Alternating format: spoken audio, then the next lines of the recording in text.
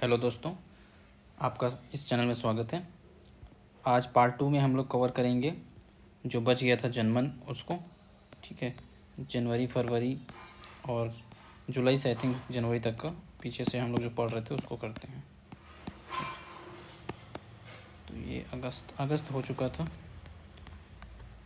इसके पहले ही आए थे अपन। ये इसको देखने से पहले आप लोग जो पहला पार्ट है उसको ज़रूर देख लें। उसमें नवंबर से अगस्त तक का मैगजीन कवर है। तो चलिए फटाफट देखते हैं क्या क्या काम का है जुलाई 2025 में। ठीक है,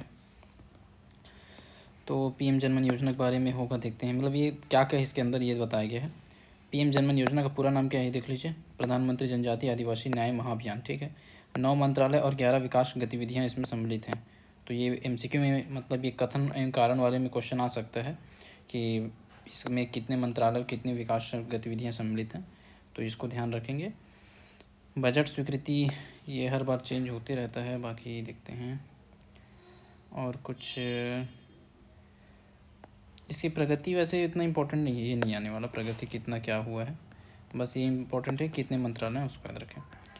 मुख्यमंत्री जी का संदेश इसमें क्या खास है, तो केंद्रीय पुल में लक्ष्य 70 लाख मीट्रिक टन से बढ़ाकर 78 लाख मीट्रिक टन कर दिया गया है, ये याद रखेंगे। ठीक है, ये इंपॉर्टेंट है। 70 से बढ़ाकर कितना किया गया है, 78 लाख मीट्रिक टन केंद्रीय लक्ष्य में।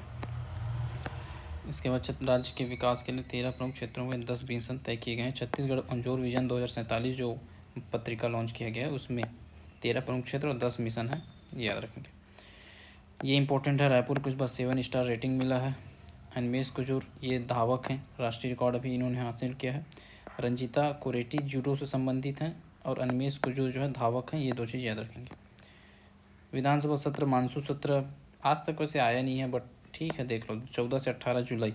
ठीक है, ये याद रखेंगे, 14 से 18 जुलाई 7वां महीना। तो इस टाइप से याद रखेंगे तो मतलब ऑब्जेक्टिव रहता है, बन जाता है। ये देखो नए विधेयक और कानून, इसमें से क्वेश्चन अभी आया ही था अधीक्षक वाला जो एग्ज़ाम होता है उसमें, जन विश्वास विधेयक के बारे में। तो इसका उद्देश्य क्या है, तो ईज ऑफ डूइंग बिजनेस को सुधारना, छोटी गलतियों को अपराध की श्रेणी से हटाकर जुर्माना में लाना। ठीक है, इसमें क्या क्या बदलाव हुआ है, तो 8 अधिनियमों के 163 प्रावधान चेंज हुए हैं। ठीक है, किराया सूचना न देने पर अब जेल की जगह सिर्फ 1000 रुपये जुर्माना।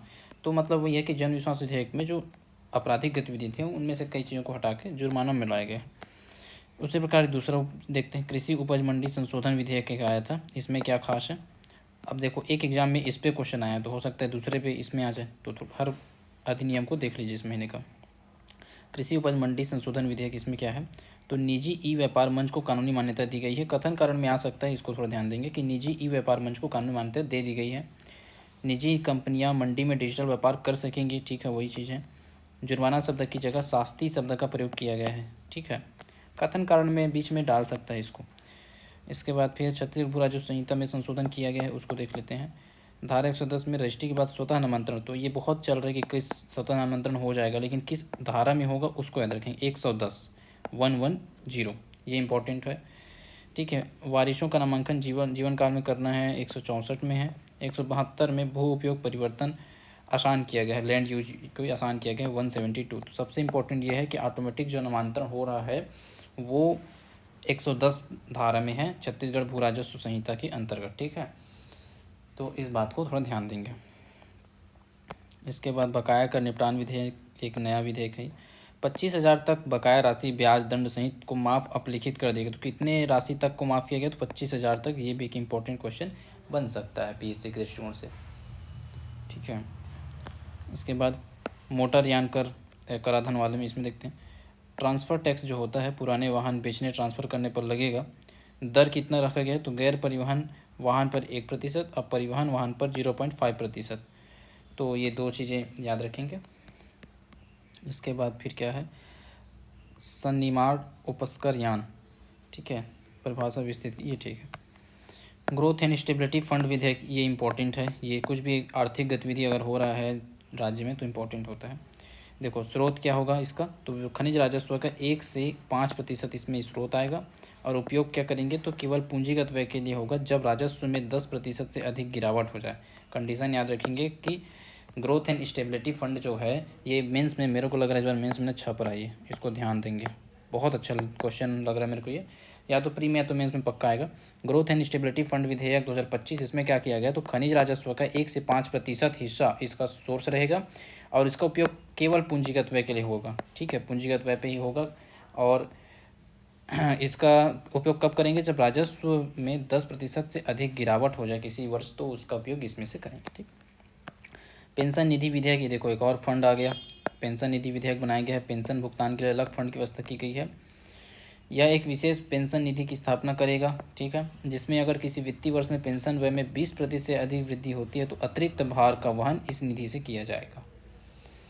ठीक है, तो अगर किसी वित्तीय वर्ष में पेंशन व्यय में 20% से अधिक वृद्धि हो जाती है तो भार इससे किया जाएगा, पेंशन निधि विधेयक से पेंशन फंड जो बन रहा है उसमें। ये भी देखिए निजी विश्वविद्यालय अधिनियम, तो जगरानी देवी विश्वविद्यालय ये कहाँ है करके क्वेश्चन आ सकता है, तो बाराद्वार शक्ति में स्थित है, इंपॉर्टेंट है, निजी विश्वविद्यालय है, इसको वैधानिक दर्जा दी गई है। ये किस चीज़ का विश्वविद्यालय है, तो पत्रकारिता, जन प्रेषण, मीडिया, इन सब के बारे में यहाँ पर होता है। आवासहीन पट्टा विधेयक एक नया विधेयक है, आवासहीन पट्टा विधेयक। इसमें क्या किया गया, शहरी आवास योजना में 2.5 लाख की अधिकतम आय सीमा को हटा दी गई है। तो ये भी मतलब जितने विधेयक इस बार प्रस्तुत किए गए हैं ना, बहुत अच्छे हैं इस मंथ के विधेयक, सारे विधेयक को ध्यान रखें। एक बार मैं रिवीजन भी कर देता हूँ क्योंकि बहुत अच्छे मेरे को लग रहा है ये। ठीक है।